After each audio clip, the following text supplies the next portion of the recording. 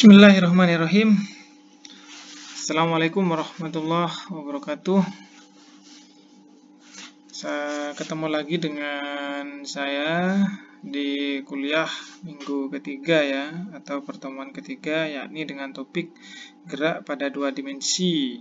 Kalau kemarin itu gerak pada satu dimensi, yang ini adalah gerak dalam dua dimensi. Seperti itu. Gerak yang dimaksud dalam hal ini adalah gerak lurus. Kemudian untuk pengantar saja dulu ya, saya sampaikan kemarin sudah mendapatkan tugas. Jadi apabila kalian perlu ada pertanyaan mengenai tugas-tugasnya, ada yang perlu dibahas mungkin, boleh kalian request seperti itu, kuliah Zoom untuk sekali, dua kali, atau dibahaskan Pak, kemudian di-upload di YouTube seperti itu juga boleh, tidak apa-apa. Namun pilih saja 3-5 soal seperti itu. Kalau ada yang bingung mengenai tugas kemarin. Kalau seandainya tidak ada pertanyaan, berarti saya anggap paham semua. Seperti itu. Kenapa ini perlu saya sampaikan? Karena setelah ini juga ada tugas lagi. Dan minggu depan, setelah tugas itu saya klarifikasi tidak ada pertanyaan, baru saya akan lakukan evaluasi minggu keempat. Seperti itu. Oke, saya tunggu konfirmasinya kalau memang ada yang perlu dibahas pada soal-soal yang saya berikan sebelumnya di materi gerak lurus pada satu dimensi. Oke, kita lanjutkan materi ketiga, yakni gerak pada dua dimensi. Materinya adalah vektor dan skalar. Saya ambil pena saja ya, di sini ya. Vektor dan skalar, kemudian operasi vektor, kemudian gerak parabola. Jadi gerak gabungan antara GLB dan GLBB seperti itu. Gerak parabola itu sudah dalam sudut pandang dua dimensi. Oke, lanjut. Vektor dan skalar ya, besaran seperti kecepatan yang memiliki arah dan juga besar. Jadi ada arah, ada besarnya, itu disebut dengan besaran vektor. Seperti itu. Kemudian besaran sendiri seperti massa, waktu, temperatur yang tidak memiliki arah lah, intinya tidak memiliki arah, itu disebut dengan besaran skalar. Jadi besaran skalar itu besaran yang tidak memiliki arah. Kemudian besaran vektor itu memiliki arah, contohnya seperti kecepatan, seperti itu. Itu besaran vektor. Maka pengetahuan mengenai vektor perlu karena dalam bahasan fisika ada besaran yang disebut dengan besaran vektor dan besaran skalar. Proses operasinya beda, operasi matematikanya beda soalnya. Seperti itu. Oke, sistem koordinat dalam analisis vektor. Jadi memang perlu disampaikan karena analisis vektor itu menggunakan sistem koordinat. Seperti itu. Seperti ini sistem koordinatnya. Jadi ada titik XY ya, titik XY, kemudian di mana XY itu titiknya, ini kalau ditarik ke bawah, di sini X ya. Kemudian kalau tarik di samping, di sini Y, seperti itu. Nah, panjang dari titik 0,0 ini, titik O di sini atau 0,0 ke X, Y, panjangnya, garisnya, perpindahannya itu dikenal dengan R. Seperti itu, di mana dia membentuk sudut theta. Maka di sini dengan menggunakan operasi trigonometri, sin, cos, dan tangen, ini kita bisa ubah bentuk ini ke bentuk segitiga di sini. Seperti itu. Maka ada X, Y, dan R dengan tetanya. Berlaku rumus trigonometri ini. Nah, trigonometri ini akan mengubah atau bisa membantu mengenai kalau kita ingin mencari X-nya, berarti R cos theta. Kalau mencari Y-nya, R sin theta. Seperti itu. Jadi kalau kita diberitahu R-nya dan θ-nya, kita bisa mencari X dan Y-nya menggunakan R cos theta dan R sin theta, seperti itu. Untuk mencari sumbu Y dan sumbu X-nya. Bagaimana dengan kebalikannya apabila yang diketahui adalah Y-nya dan X-nya? Berarti yang perlu kita cari adalah R-nya dan θ-nya menggunakan rumus kebalikannya. Jadi kita pakai tangen sama dengan Y per X, ketemu nanti θ-nya. R-nya itu pakai Pitagoras. X kuadrat plus Y kuadrat, seperti itu. Itu sistem koordinat yang digunakan dalam analisis vektor. Kuncinya di sini. Jadi kalau rumus 2 ini paham, ya, cara penggunakannya, maka pengetahuan mengenai vektor itu sesuatu yang mudah, bukan sesuatu yang susah. Jadi mengubah dari Rθ menjadi XY atau mengubah dari XY menjadi Rθ, itu saja. Jadi dua rumus ini saja. Kalau ini dari Rθ ke XY, kalau ini dari XY ke Rθ. Seperti itu. Oke, masuk ke materi berikutnya, operasi vektor.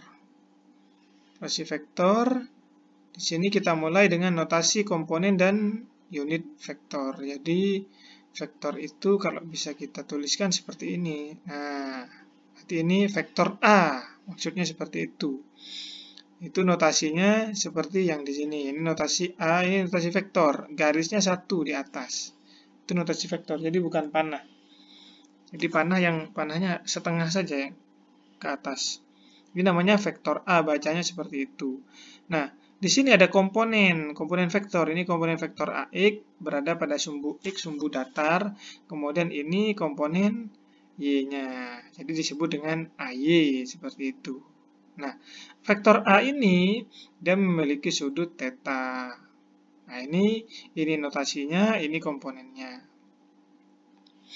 Nah, jadi A sendiri itu adalah AX ditambah AY. Nah, ini komponennya. Atau bisa ditulis seperti ini. Ini simbol vektornya tidak ditulis pakai I, ini, atau pakai J. I itu X, J itu sumbu Y. Maksudnya seperti itu. Arah maknanya. Namanya dikenal dengan vektor satuan IJ ini. Dia yang menunjukkan arah. Kalau ini AX, berarti dia vektor. Tapi arahnya kita nggak tahu. Kalau di sini X berarti sumbu X dia. Berarti arahnya kemungkinan ke sumbu X kemungkinan. Tapi ketika ditulis seperti ini, jadi AX itu sama dengan AXI. AX, vektor AX itu sama dengan AXI. Jadi ini kalau saya kotak ya, ini itu sama dengan yang ini. Jadi simbol vektornya hilang diganti huruf I. Karena I yang menunjukkan arah. Karena vektor itu yang membedakan adalah arahnya. Jadi AX-nya itu nilainya, I itu arahnya. Seperti itu. Begitu juga dengan AY juga sama ini. Kemudian rumus ini berasal dari rumus yang ini. Ya. Rumus yang ini. Rumus yang X R theta ini, Y R theta itu dari tujuannya itu. Jadi penggunaannya di vektor di sini. Ya. Nah, seperti itu. Nah, ini berasal dari rumus sebelumnya tadi. Jadi saya tidak perlu banyak bercerita di sini. Intinya komponen X itu bisa dihitung dengan A cos theta, komponen Y bisa dihitung dengan A sin theta, seperti itu. Jika komponennya diberikan, kemudian yang ditanya itu besarnya nilainya, itu adalah diakarkan masing-masing dikuadratkan, seperti itu.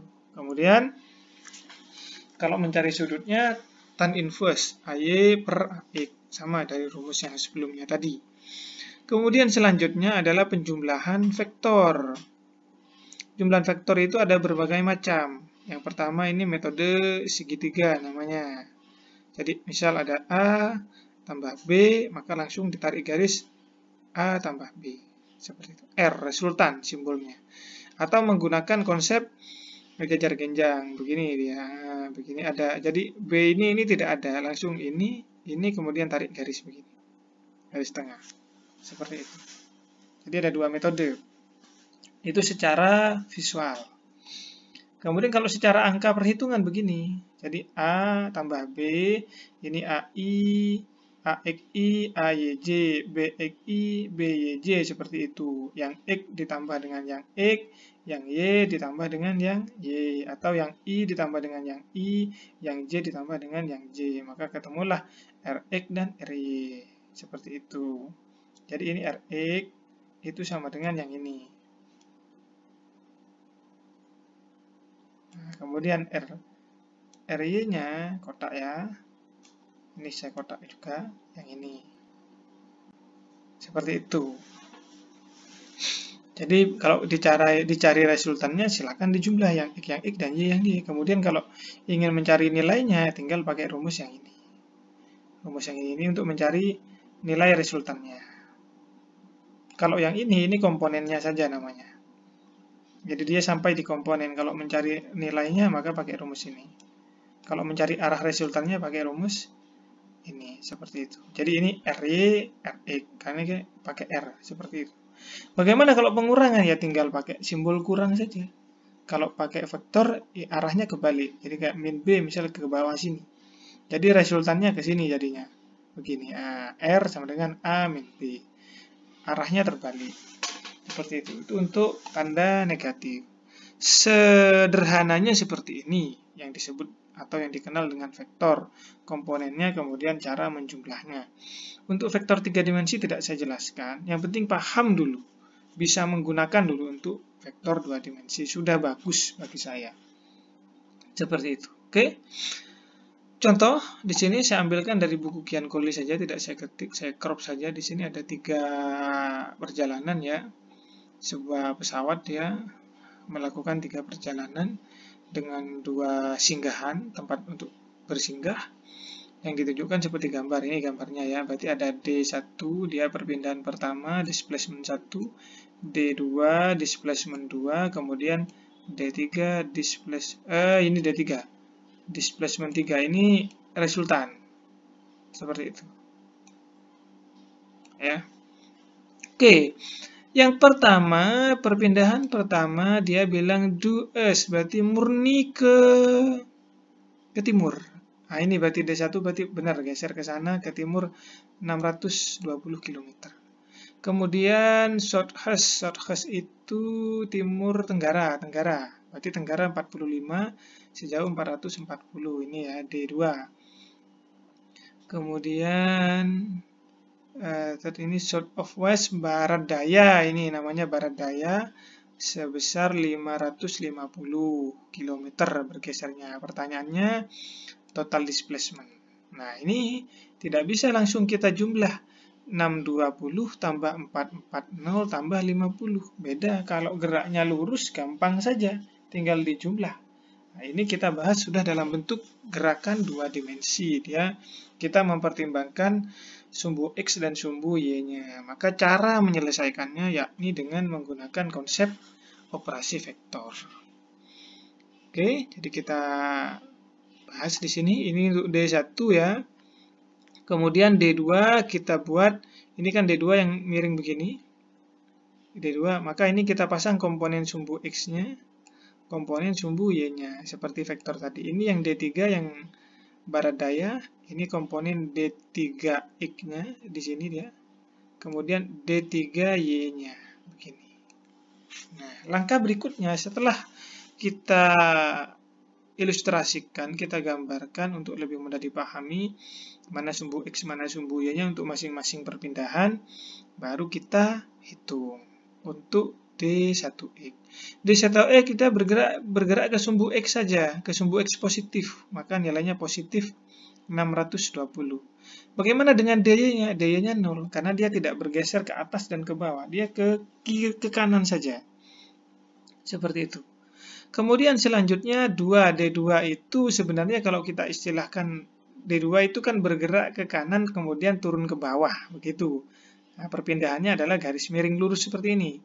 Maka kita punya D2X dengan nilai positif karena dia bergerak ke kanan, kemudian D2Y dengan bergerak ke bawah maka nilainya negatif. Di sini ada tanda positif, di sini ada tanda negatif. Asal tandanya itu karena arahnya.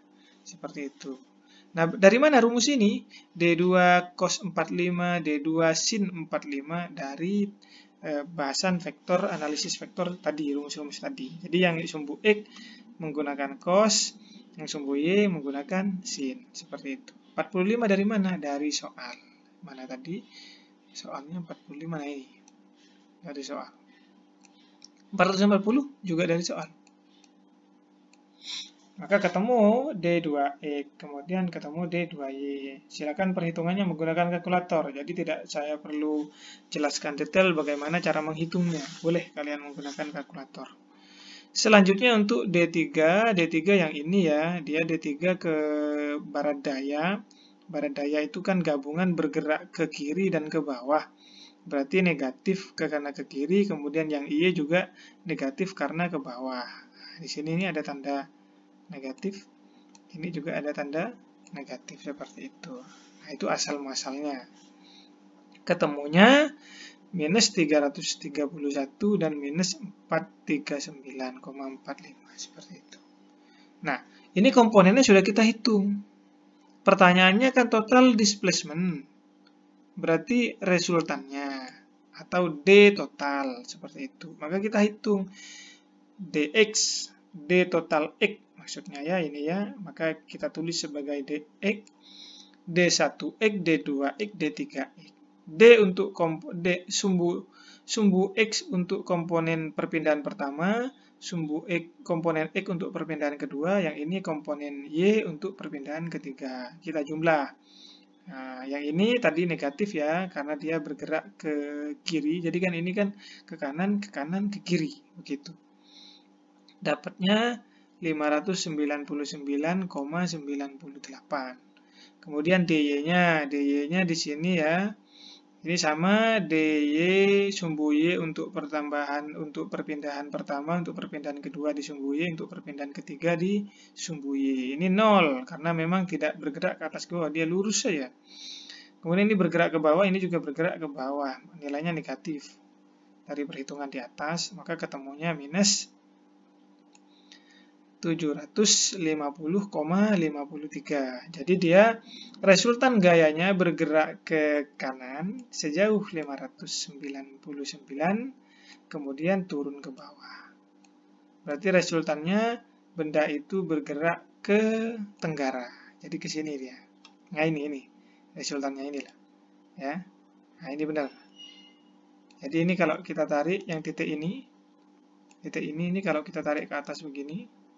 Nah, dari sini, ini sejauh 599.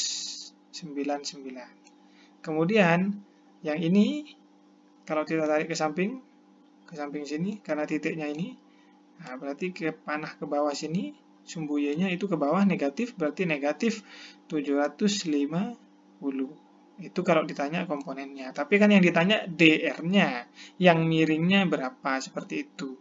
Maka kita kembalikan ke bentuk R-nya tadi, pakai rumus dx kuadrat plus dy kuadrat diakarkan, seperti itu. Sudah tinggal masukkan saja angkanya, 599,98 pangkat 2 ditambah minus 750,59 pangkat 2. Kemudian dihitung, ketemunya 960,87. Maka jawabannya ini itu adalah yang ini. Seperti itu. Ini jawabannya. Nah, ini biasanya ada pertanyaan tambahan. 960 itu berapa derajat perpindahannya? Seperti itu. Jadi kita dipertanyakan derajatnya. Kalau yang ini, nah ini. Ini kan ada tetanya berapa, seperti itu. Dia tanya, tetanya berapa. Tetanya berarti ke bawah sini. Kalau ke bawah begini, kalau teta itu kalau kita gambar kartesius, di sini tuh 0, kita naik ke sini 0, 90, 180, 270, 360. Itu kalau berlawanan jarum jam. Tapi kalau searah jarum jam, dia negatif berarti. Negatif 90, negatif 180, negatif 370, negatif 270 ya. Negatif 360, seperti itu. Jadi kalau berputar berlawanan jarum jam, nilai sudut itu positif. Kalau searah jarum jam, nilai sudut itu menjadi negatif. Ini kan searah jarum jam pindahnya ke tenggara. Jadi nanti hasilnya negatif. Dari mana rumusnya? Dari vektor tadi. Pakai ini, tan. Ini sudah tadi. Di slide sebelumnya bisa dicek. Jadi tinggal kita masukkan angkanya, ketemunya minus 5. 1. Berarti dia total displacement-nya, jadi kalau disimpulkan total displacement-nya adalah atau total perpindahannya sejauh 960,87 km, arahnya tenggara. tenggara yang dimaksud itu adalah minus 51 derajat dari arah timur. Seperti itu. Itu cara menyelesaikannya. Ya, nanti evaluasinya biasanya saya mintakan menjelaskan pakai video. Jadi kayak saya menjelaskan ini, nanti ketika evaluasi saya berikan soal dan kalian menjelaskan ceritanya. Dari mulai soalnya, apa yang diketahuinya, kemudian ini analisisnya, cara menghitungnya begini, dan inilah jawaban yang diharapkan oleh soal, yang dipertanyakan oleh soal, seperti itu. Jadi pembahasan seperti ini nanti tipe model evaluasinya. Jadi tidak kalian mengerjakan kemudian kumpulkan selesai, tidak seperti itu. Jadi lebih ke menjelaskan, karena dari sana saya baru bisa tahu sebenarnya paham atau tidak. Kalau hanya menjawab kan bisa numpang jawaban temannya, tapi bisa menjelaskan juga. Maka biasanya saya minta untuk membuat video penjelasan. Evaluasinya seperti itu. Itu gambaran evaluasinya ya, bocoran. Evaluasinya seperti itu. Kita lanjutkan. Mana ini? Lanjut. Oke, lanjut untuk materi berikutnya adalah gerak parabola. Kita pasang sumbu X, sumbu Y-nya, kemudian gerak parabolanya begini. Nah, gerak parabola di sini diawali dengan, dia bergerak dengan kecepatan awal, V0, dengan sudut tertentu. Jadi dia dilempar, ditendang, atau lompat orang itu ke atas dan ke arah depan, jadi dia bergeraknya melengkung membentuk lintasan parabola, dikenal dengan gerak parabola. Nah, pada sumbu Y ini namanya GLBB. GLBB ya. Kalau sumbu X, GLB, gerak lurus beraturan. Kalau yang atas gerak lurus berubah beraturan. Atau materi kemarin kan GLB sama GLBB. Tapi istilah yang saya gunakan adalah gerak lurus beraturan sama gerak lurus dengan percepatan konstan. Jadi gerak lurus dengan percepatan konstan itu nama lainnya yang terkenal di sekolah, namanya GLBB. Jadi untuk menganalisis sumbu Y menggunakan GLBB, yang menganalisis untuk sumbu X menggunakan gerak lurus beraturan atau GLB. Seperti itu. Nah ini komponennya ya. Jadi karena dia bergerak dalam 2 dimensi, ada komponen Vx awal dengan Vy awal atau V awal Y, seperti itu. Oke, cara menghitungnya begini, ini. Karena tadi sumbu X itu GLB, maka A-nya 0. Jadi dia tidak mengalami percepatan kalau kita melihat gerakan parabola ini dari sisi sumbu X. Kalau dari sisi sumbu Y, dia ada perubahan, karena dia mulai naik ke atas, kemudian agak lambat, berhenti sejenak, kemudian jatuh, seperti itu. Tapi kalau dari sudut pandang sumbu X, dia bergerak lurus saja, stabil, tidak berubah-ubah kecepatannya. Begitu cara analisis matematikanya. Maka rumusnya jadi beda. Kalau ini ada A-nya tidak ada, kalau ini A-nya ada. Jadi yang paling banyak analisisnya malah yang sumbu Y. Kalau sumbu X enak. Lanjut. Nah, ini untuk menentukan posisi pada saat tertentu ya. Jadi misal di posisi di sini, kira-kira dia sumbu Y-nya berapa di sini, Y-nya berapa, kemudian kalau ditarik ke bawah, ketemu X-nya berapa. Nah, itu bisa kita cari dengan ini, posisi namanya. Posisi saat T. Ya, jadi di sini. Ini XT misal, seperti itu. Ini Y, T. Gitu. Makanya ini kalau kita perhatikan ini rumus GLB atau gerak lurus biasa. Ini rumus GLBB. Gini ya. Nah, ini posisinya. Seperti itu. Jadi analisisnya nanti ketemunya di sini X, Y. Jadi dengan vektor. Jadi karena 2 dimensi. Selalu seperti itu. Selanjutnya, bagaimana dengan kecepatannya di sini? Kan begitu pertanyaannya. Boleh di sini juga tinggal. Nah, untuk mencari kecepatannya, sama seperti tadi, kita perlu mengetahui Vx-nya, kita perlu mengetahui ini Vx ya, kita perlu mengetahui Vy-nya, seperti itu. Nah, Vx-nya konstan, V0x, pakai ini. Karena dia gerak lurus beraturan konstan saja. VY-nya yang tidak konstan, dia menggunakan rumus GLBB, pakai rumus ini, VY-nya. Nah, jangan lupa yang ini ya, hati-hati di sini, ini V0Y, itu adalah ini, V0Y itu. Nah, V0Y, ini, V0Y-nya. Jadi tidak serta-merta begini. Diurai sendiri, baru nanti ketemu V-nya. V yang dimaksud di sini itu adalah ininya, yang ini, V-nya, yang ini. Jadi baru ketemu Vx, ketemu Vy, baru menggunakan analisis vektornya, ditentukan sudutnya, seperti itu. Itu untuk pada posisi-posisi tertentu. Kalau pada posisi-posisi khusus, jadi misal seperti yang ini, waktu yang dicapai untuk Y maksimum itu di sini, di puncak sini. Puncak sini Y maksimum berarti. Ya. Y maksimum, maka di sini kondisinya V-nya 0. Di sini. Nah, Y max. Ya. Y max-nya. Nah, untuk sebelum mendapatkan rumus Y max ini, maka kita kan pertanyaannya begini, waktu tempuh di sini. Waktu tempuh untuk mencapai Y max. Jadi kita tidak tanya tingginya, tapi waktu yang dibutuhkan untuk mencapai tinggi. Jadi pakai rumus, karena ini berhubungan dengan tinggi itu berhubungan dengan sumbu Y, maka menggunakan rumus yang Y ini, yang ini. Ya. Pakai rumus ini, ketemunya T sama dengan V0 sin theta per G. Seperti itu. Jadi langsung rumus jadi. Kemudian rumus T ini, kalau kita masukkan ke rumus yang ini, ya, rumus yang ini tadi menggunakan rumus yang ini, keliru tadi ya, karena dia mencari waktu berdasarkan kecepatan, ini kecepatannya. Kenapa kita pakai rumus berdasarkan kecepatan? Karena ini secara tidak langsung sudah diberitahu, kan dia posisi pada puncak tertinggi, berarti dia posisinya saat diam.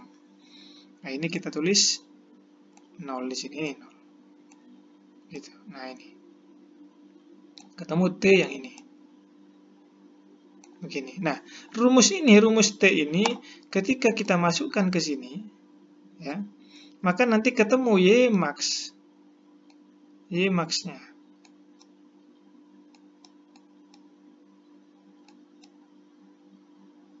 Nah, ini Y max. Ini rumusnya. Tidak saya ceritakan turunan rumusnya, silakan di browsing sendiri, karena untuk menghemat videonya biar tidak begitu lama. Nah, selanjutnya selain Y max, biasanya yang sering dipertanyakan itu adalah jaraknya, jarak maksimumnya, ini jarak tempuh maksimum. Seperti itu.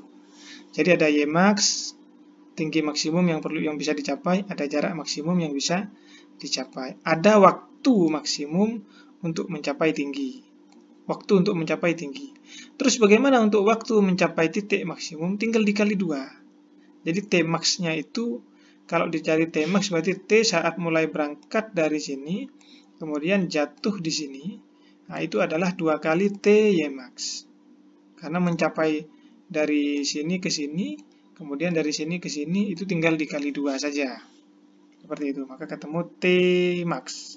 Ini Ty max. Kalau T max itu adalah dari mulai dilempar, ditendang, atau ditembakkan sampai jatuh. Itu T max namanya. Tidak ada di sini rumusnya, hanya tinggal dikali 2 saja yang ini. Kemudian Ty max itu saat dari mulai dilempar, ditendang, ditembakkan, sampai ke puncak. Sini, itu rumusnya yang ini. Yang ini. Ya. Seperti itu. Oke. Lanjutkan. Contoh. Sebuah tendangan bola, tendangan bola di pemain sepak bola ya. Jadi seorang pemain sepak bola menendang dengan sudut 37, tendangannya membuat bola bergerak dengan kecepatan 20 meter per sekon, yang ditunjukkan pada gambar ini. Oke. Pertanyaan pertama, tentukan tinggi maksimum height. Oke, kita tulis dulu, diketahui ya. Diketahui itu tetanya 37. Oke, kemudian kecepatannya 20 ya katanya. Sudah, itu saja yang diketahui. pertanyaannya adalah tinggi maksimum. Yang ditanya berarti Hmax ya, atau Ymax tadi, kan sumbu Y. Kalau ini saya istilahkan pakai H karena height. Kemudian time travel before football hit ground, berarti sebelum tepat sampai di sini, berarti waktu maksimum ya, Tmax. Nah, berarti Tmax tadi yang 2 Ty max, 2 kali Ty max, 2 kali waktu sampai ke pucuk. Seperti itu. Kemudian yang C itu adalah how far away it hits the ground. Berarti dia how far berapa jauh. Berarti ini how far berapa jauh ya, jarak, berarti X max. Seperti itu, X max. Kemudian yang D itu velocity vector at maximum height. Kecepatan saat berada di puncak.